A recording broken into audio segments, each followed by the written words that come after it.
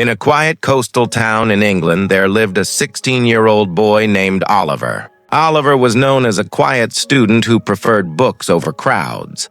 Every morning, he walked the same narrow path to school beside the sea. The sound of waves was the only thing that truly comforted him. At school, Oliver rarely spoke unless a teacher called on him. His classmates thought he was strange and distant. What they didn't know was that Oliver was carrying a heavy sadness. 2 years earlier, his father had passed away after a long illness. Since then, Oliver felt like part of him had gone silent forever. He stopped drawing, laughing, and even dreaming about the future. One afternoon after school, Oliver chose a different route home. He walked toward the old pier that few people visited anymore. At the end of the pier was a faded blue bench. Oliver sat down and stared at the endless water.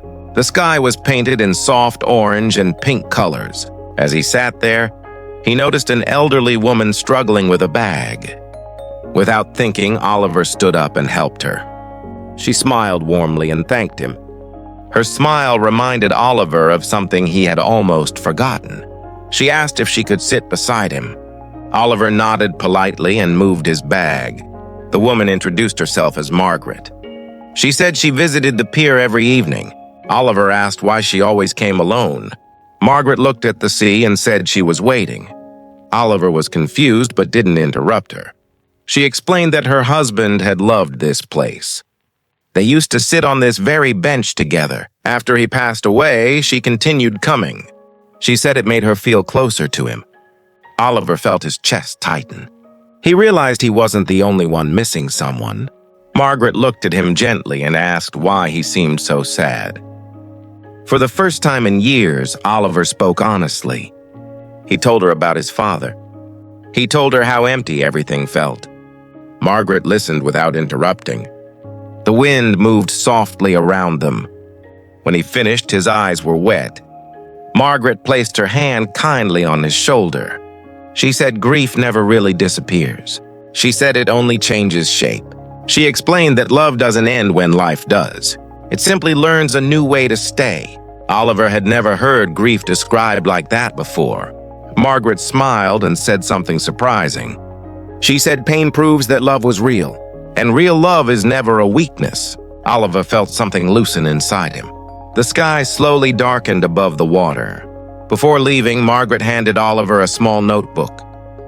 She said her husband had once given it to her. The pages were blank.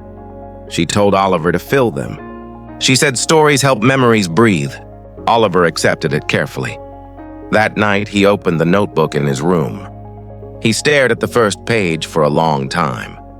Then he began to draw. He drew the sea. He drew the pier. He drew the bench. And finally, he drew his father sitting beside him. His hands were shaking, but his heart felt steady. For the first time in years, he slept peacefully. The next day, Oliver returned to the pier. Margaret was already there.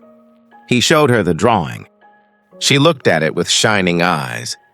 She said his father would be proud. Oliver began visiting the pier every evening. He and Margaret talked about life, fear, and memories. Slowly, Oliver began talking more at school. He even joined the art club. His teachers noticed the change. His classmates noticed too. The quiet boy started smiling. Months passed and winter arrived. One cold evening, the bench was empty. Margaret did not come. The next day, Oliver learned she had passed away peacefully. His chest ached, but he did not feel broken. He went to the pier alone. He sat on the bench with the notebook. Inside was a note Margaret had written. It said, "Now you wait for others." Oliver understood what she meant. He stayed on the bench that evening. Soon a young girl sat beside him. She looked lonely. Oliver smiled and asked her name. The wind moved gently across the sea. The sky glowed softly again. Oliver listened as the girl began to talk. And in that moment, he felt his father near. He felt Margaret's kindness living on. He realized pain could become purpose. Silence could become understanding. And loneliness could become connection. On that quiet bench, Oliver finally found his voice.